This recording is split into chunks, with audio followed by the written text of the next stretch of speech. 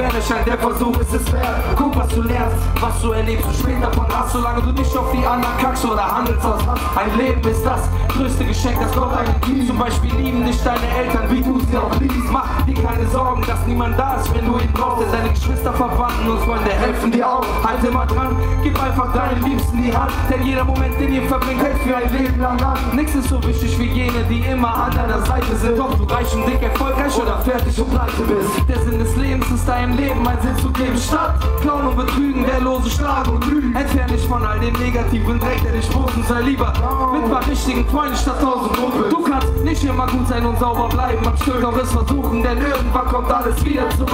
Nein, keine Spur von Hoffnung mehr hat. Und dann nicht mehr das, was du schätzt. Jeder Tag, dem Mann 1 zu 1